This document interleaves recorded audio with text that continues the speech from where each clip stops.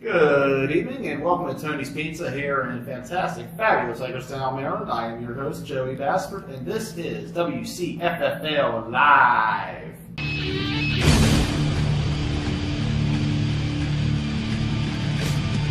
my life in the box in front of me. Take it off in my arms, it's the soul of me. You walk by, as you see me lay face.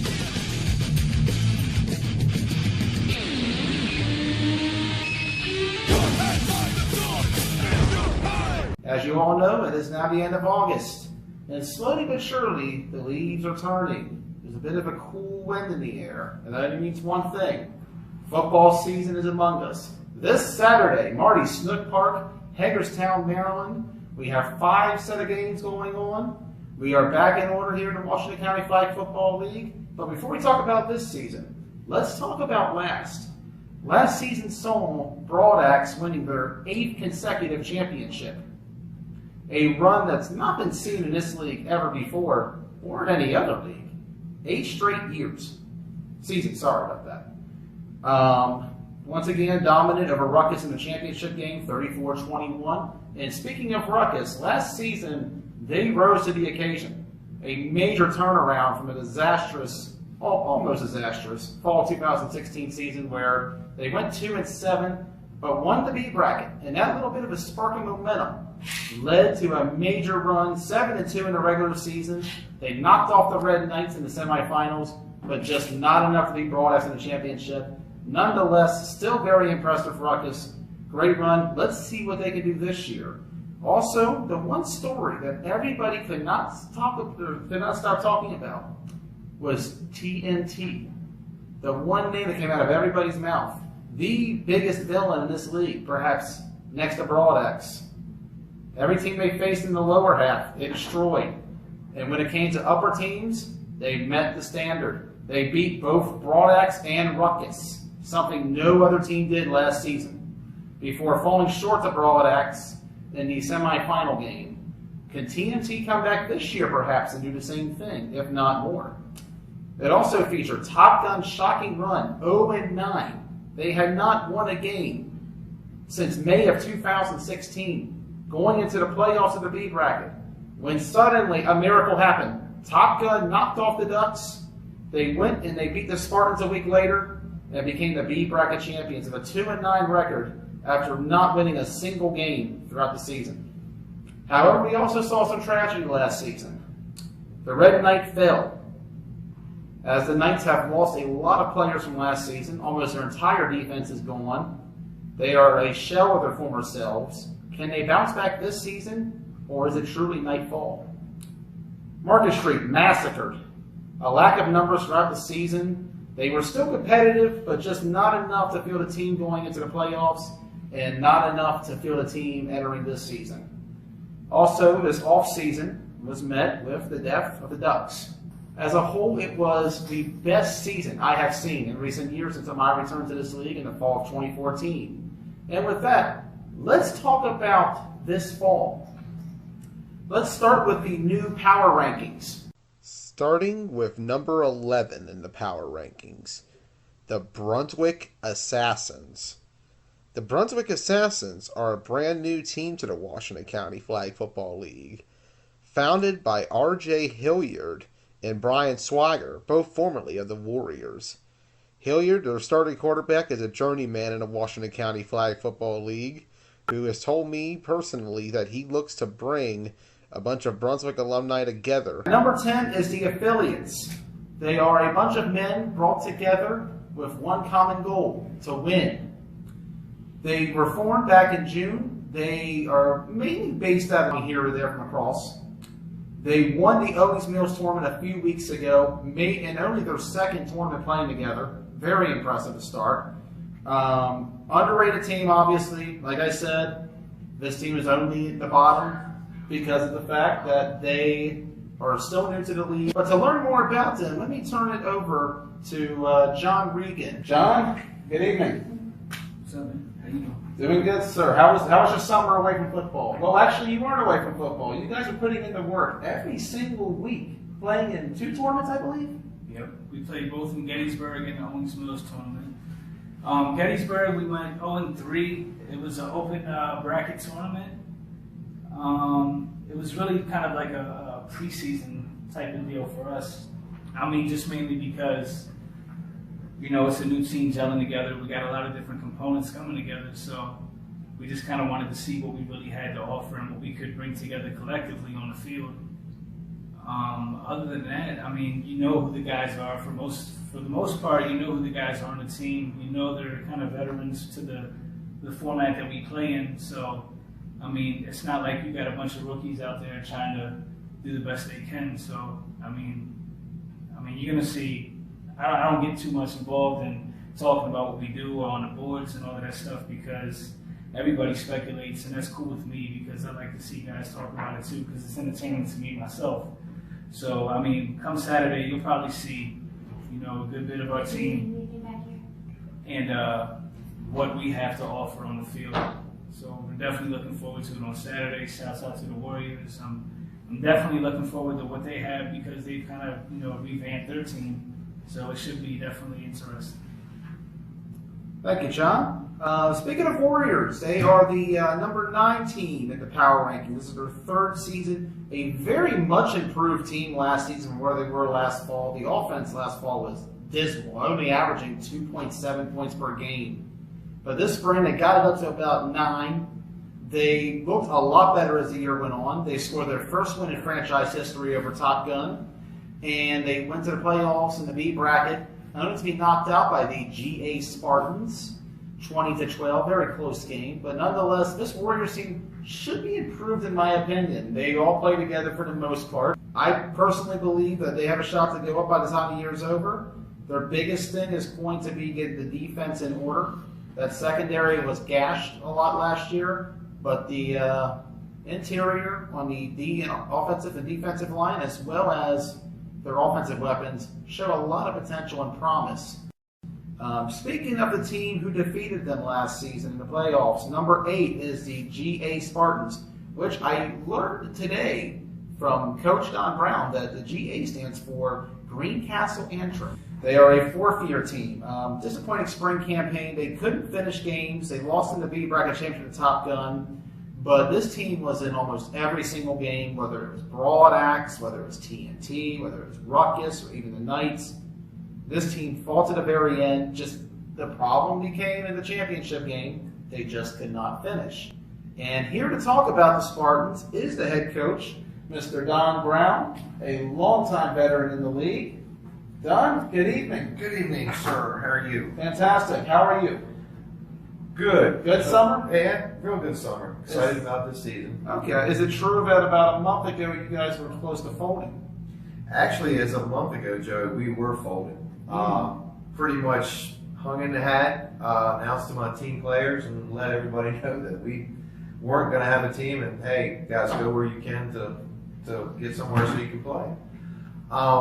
After a lot of perseverance and hard work and through some other players that reached out to me, at the last minute, we decided to put a team in. So here we are. We're back. Most of my offense key parts are returning. Picked up some defensive weapons. A few of my defensive players are back as well. Lost a lot of players due to work schedules and whatnot, going back to college, things of that nature. But so we'll see. Really excited. A lot of the new players are excited, kind of revitalizing me. So we'll see what happens. I'm really excited. All right, perfect. Do you have any words for your opponents, the Red Knights, on Saturday? Just that we'll see, Andy. We'll see in between the lines, and we'll see what happens. We gave you a battle last year. Hopefully we can be on the upside of that win this year. So, all right, cool. Well, thank you, Don. Thank you. Bringing up next is the team who defeated the Spartans in the B bracket championship last year, Top Gun, in their third season. They started, as I mentioned, 0-9 in the spring, won the B bracket championship, a miraculous 2 weeks. It was something to behold. Probably one of the best ways I've ever seen to end the season. A classic with Spartans. Potentially they have a better squad entering this season with a lot of momentum from last season. I've heard a lot of players from the Ducks have gone over. Could be interesting to see how they do. So going up now, number 6 is the Red Knights. A lot of players lost from last season's team.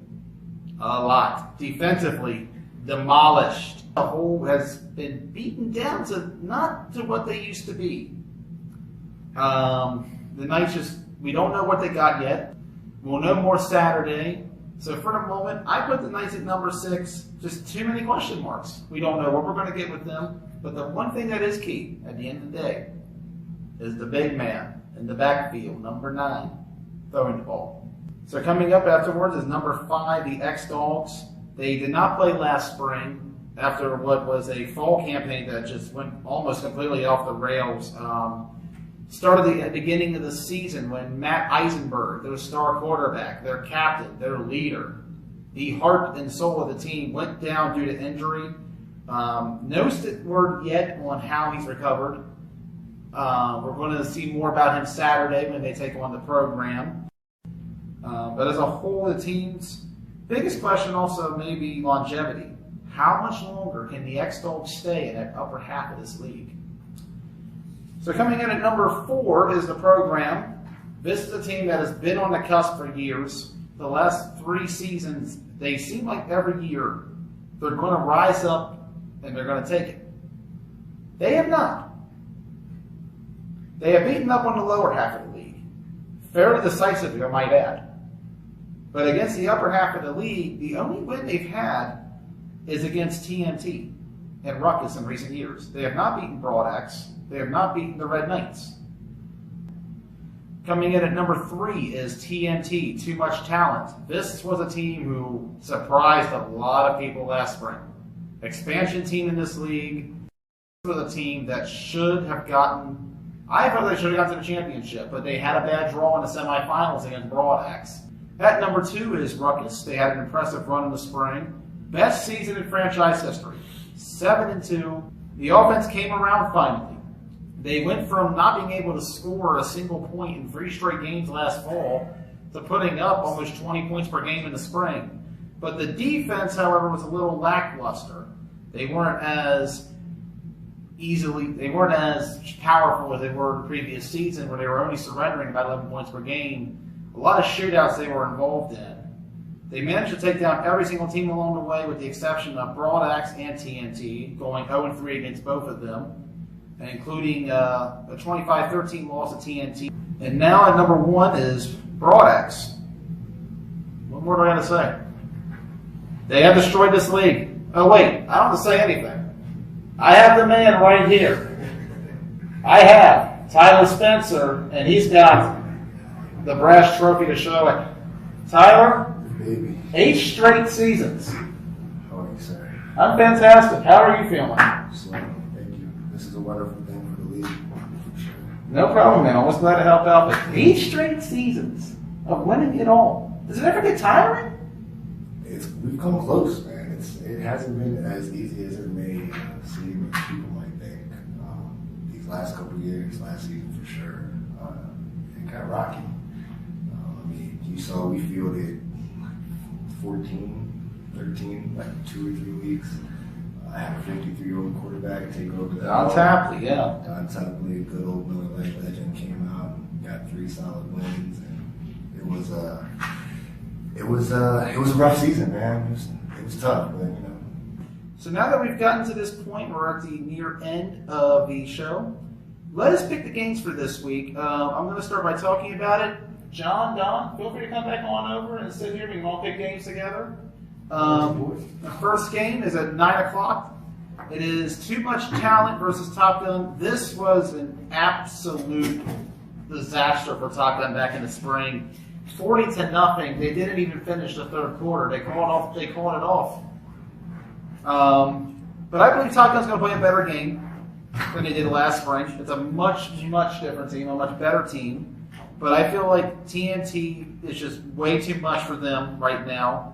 They're going to have a puncher's chance, but I think their best bet's going to be keeping TNT's offense off the field to shorten this game as much as they can. I'm going to go TNT in the end, though. I just feel like they're just so much better. I say 70% chance TNT wins that game. Don, your thoughts on TNT Top Gun? TNT Top Gun, because I don't know who TNT's bringing back, and with Top Gun's additions, I think that's going to be a close game the whole way around. It's either going to be a close game on both sides, or somebody's going to run away with it. if you're going to force me to pick, I guess I'm going to go probably lean towards TNT just based off of last year. Tyler? I'm going to be a dick and say Top Gun. I'm that guy. I mean, it is what it is. Ultimately, I think TNT will win because they have better athletes and, they've got speed and speed kills. I mean, we've all seen it. It depends who shows up. I mean, this is one of those games that it depends on both teams who shows up, bottom line. 9 o'clock coming from Winchester, kind of rough for TNT. Top Gun only fielding, 13 like all year long. Hopefully everybody shows up for both teams. Everybody gets a good look of them. And I think TNT will win, but I'm rooting for Top Gun. So. Sorry, TJ.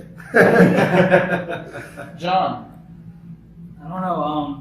Kind of the 9 o'clock game makes it kind of interesting because we don't know if TNT is going to get these guys to the field on time. But you also got to remember that it's the first game of the season, so everybody's excited about that as well. I'm going to say TNT, but I think it's going to be a really close first half. I think there's going to be a lot of both the sides are going to be prone to turnovers early on, and then I think TNT is going to ultimately end up taking it away at the end. Okay. Good call out. Next game is going to be the Spartans and the Knights at 10:30. Both teams have questions to a degree. Spartans almost forward a month ago, but Don seems like he's cleared it up. He was telling me a lot of good things earlier about what you guys are bringing to the table, so I'm pretty excited for you all. The Knights have to prove themselves immediately. They are not looking good going into this season, and a loss to Spartans could set a negative tone the rest of the way. They do have Andy still, but I think in the end, the Spartans win because from what I'm gathering, they're a more complete team right now. The Knights are in shambles. They have Andy, but it doesn't seem like they're going to have much close to what they were. So let's go. I'm going to go for now with the upset pick. Spartans over Knights. I said this last year, though. So big. Huh? You got to score it. I can see this being a really mid-scoring game, something like, say, 20-14 or something like that. I could also see Spartans going over that defense because a lot of talk is the Knights have lost their defense, and that has been one of their better units the last few seasons. I think Spartans win in a close one. Don, we know who you're going to go with. So Tyler, your pick. Spartans or Knights here? I gotta agree with you, man. I think it's gonna go down to the wire for sure. Listen, my man Don Brown, I support this man. He goes out of his way for a lot of things. He did some recruiting this offseason, and both teams, from the Spartans going to not having a team possibly, and the Red Knights being depleted, you got two teams where you really just don't even know what you're going to get. So, you got Adam Lott coming back quarterback for the Spartans, but you also know both teams have a history of, late game mishaps, as you would call them. So I think the game is going to come down to who makes the least amount of mistakes and who can capitalize on their turnovers. Ultimately, I would probably have to say the Red Knights, but I think that's going to be one of the games of the week for sure. And that's going to be a battle, hands down. I think most certainly that is going to be the game of the week to watch out for towards the competitiveness. Both teams seem even on surface. I think Spartans are going to be a bit better. I've already talked, so I apologize, but I do definitely agree it's going to be one of the best games of the week. John, do you think your former team can handle the Spartans? Honestly, I do. Because here's the thing. When we talk about the Spartans and their history, I don't know how different their team is going to be this season, but I know in the past they've struggled against, top, 5 offenses in the league. So when you talk about that and you talk about Andy being a quarterback against their defense, whether it's, shaken up or not, Andy can pretty much put anybody in those wide positions and put them the ball in spaces. So when I look at the matchup on paper, I think it could go a little higher scoring just because there's a lot of question marks behind the defense. But I think at the end, I think the Red Knights will win this one. Okay. I like it. Next game, X-Dogs in the program, 12 p.m. kickoff. The return of Matt Eisenberg to the Washington County Flag Football League, almost 1 year to the day of his horrific injury last fall. Last time these two have faced, the last 2 times have both been beatdowns in the playoffs last year. the X-Dogs absolutely stumped the program. It was not close, 27-0. They went up and they ran all over them the whole game. It was not pretty. But before that, earlier in the year after Eisenberg went down, the program pounded X-Dogs by the same score. True. So the question is going to be, are we going to get more of the first game or the second game? I think that if Eisenberg's 100% and he is who he was, I wouldn't be shocked if X-Dogs won this game by 2 or 3 scores. I really wouldn't. Oh shit! Let me stop you right there real quick. I don't know. Let me go ahead and be that guy. I watched Georgia Nunn have a field day with their defense last year. This is true.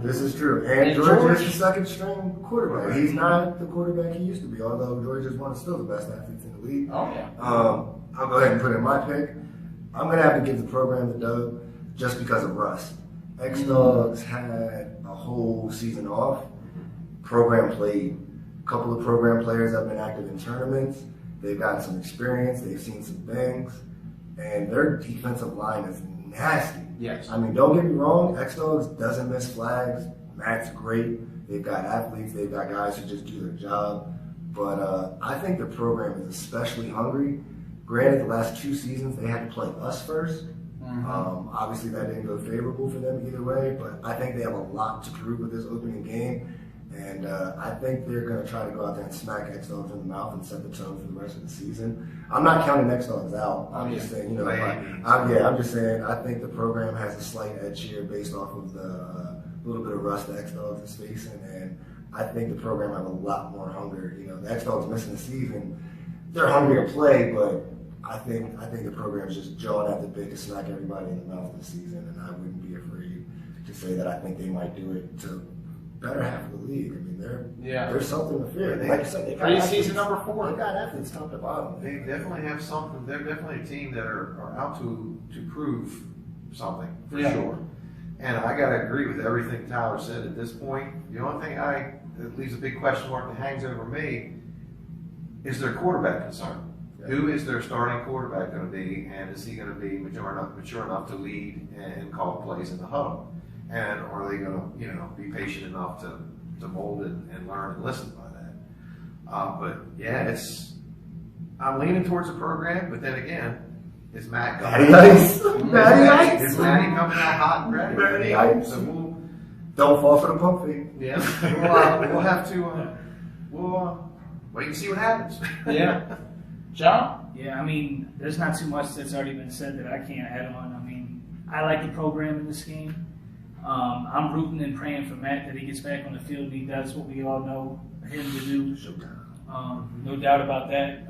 But I like the program this year, honestly. I think they're a team that's filled with competitors, and I think they'll answer their questions at the quarterback position. I know there was a couple times last season where a couple different players actually stepped in, and they were still effective. So I definitely think the program is a team to look out for this year. Yeah. Having listened to you guys, I do believe in the program. Don't get me wrong. I think this could be a close game, Definitely. if anything. Matty Ice, man. Yeah. That clock control. All games are 12 minutes this year. 15. It's 15 still, I believe. I think there's one where it might be 12. At least that's the schedule indicates. It's 15 unless there's a rain out or some kind of delay. Okay. And then it would go to 12 minutes. That shit drops to 12. X-Dogs will get it. Yeah. That's my answer. I'm sticking to it.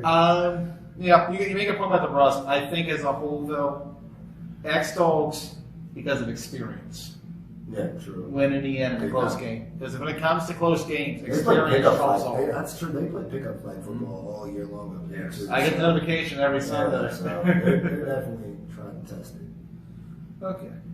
Next game is Broad X and the Assassins.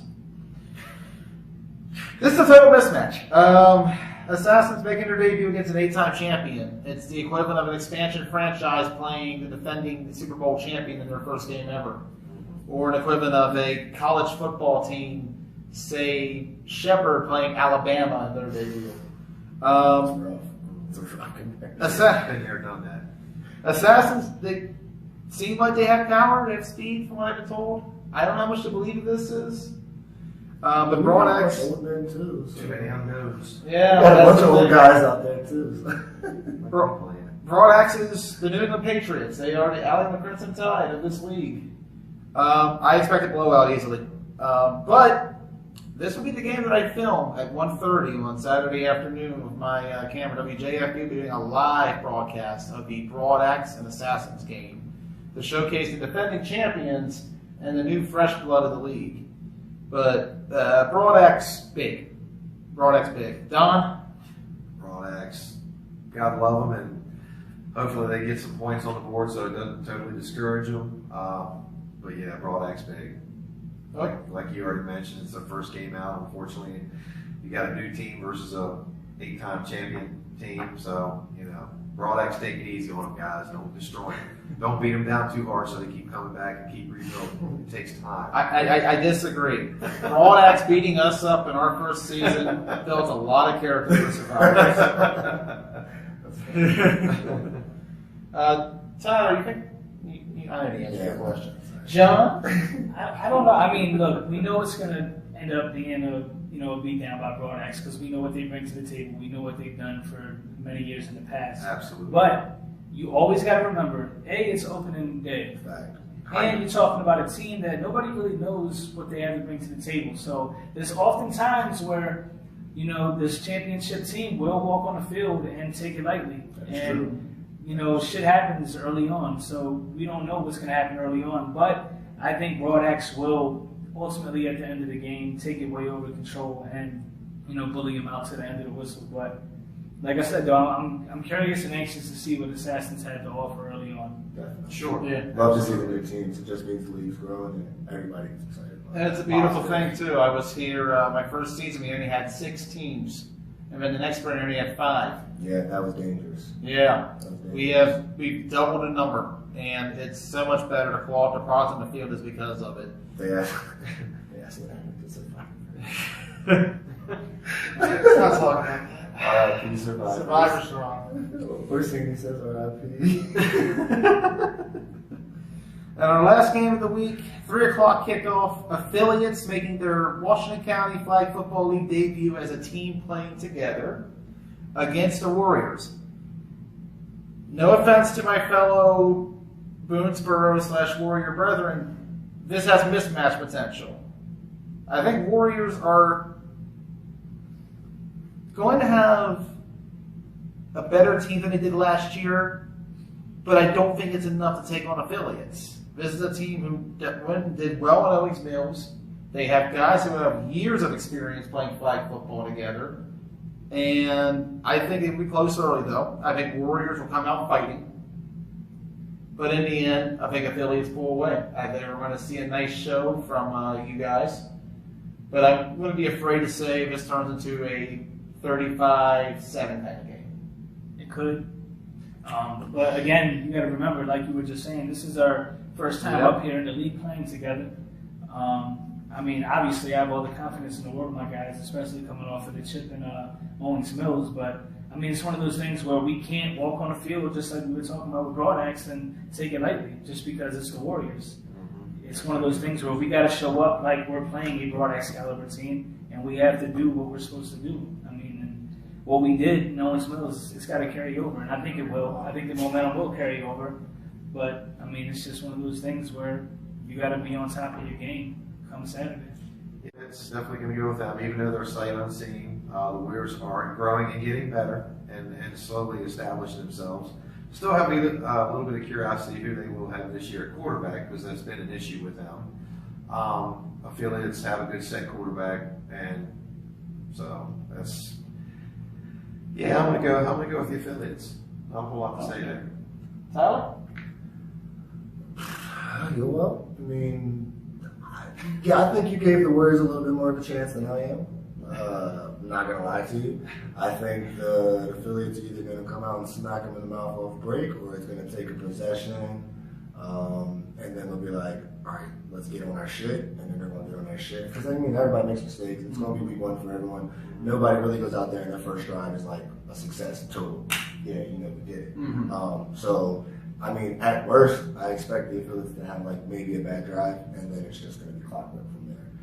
They're riding a big wave with that tournament win. Everybody has something to prove. Yep. I got love for all the guys on that team. They've got a hell of a team. I mean, seriously, we all know who most of them are. They've got a couple of guys, maybe a bunch of guys we don't know who they are.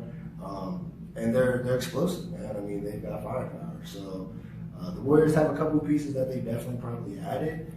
But I think it's kind of like reminiscent of our game, just because the Phillies are a powerhouse. They definitely are. And the Warriors are still trying to get there. So Warriors might get a score or two, but that defense is nasty. So best of luck to them. It's going to be interesting either way. The start of a 3-month journey ahead for the Washington County Flag Football League, which you can find every Saturday at Marty Snook Park. Games are played at 9 a.m., 10:30, 12 p.m., 1:30, and 3 o'clock. So ride up to Marty Snook for a fun football frenzy.